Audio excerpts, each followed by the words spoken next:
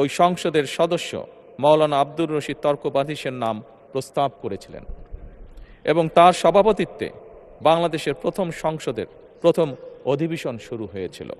নতুন সংসদ যাত্রা শুরু করার সময় সংসদের সাবেক স্পিকার কিংবা ডেপুটি স্পিকার উপস্থিত থাকার কথা ছিল, কিন্তু পতিত পরাজিত বিতাড়িত ফ্যাসিস্ট সরকারের জনবিরোধী এবং গণবিরোধী কর্মকাণ্ডের ফলে যে জনরোষ তৈরি হয়েছে বা জনরোষ তৈরি হয়েছিল, তাতে এই মহান সংসদের সাবেক স্পিকার বা ডেপুটি স্পিকারকে খুঁজে পাওয়া যায়নি।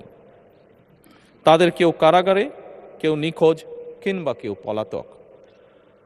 দীর্ঘ ১.৫ দশকের ফ্যাসিবাদী এবং তাবেদারি শাসন শোষণের পর জনগণের ভোটে নির্বাচিত প্রতিনিধিদের নিয়ে আজ আমাদের এক বিশেষ পরিস্থিতিতে জাতীয় সংসদের কার্যক্রম শুরু হতে যাচ্ছে।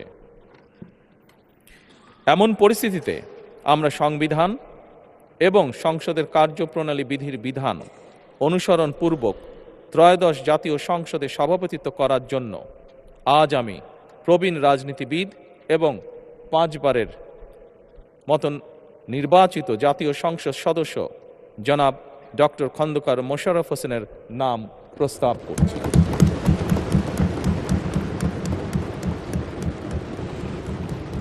সম্মানিত সংসদ সদস্যবৃন্দ, আমাদের সংসদীয় রীতিনীতির ইতিহাসে এই ধরনের পরিপ্রেক্ষিত নজিরবিহীন নয়।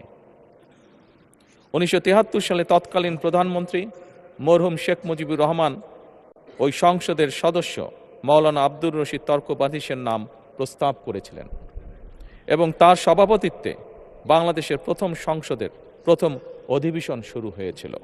সদস্য, আপনিও আপনার পূর্ববর্তী বক্তার মতো দেখে দেখে পড়েছেন সংসদের নাম, ভবিষ্যতে না দেখে বলার অভ্যাস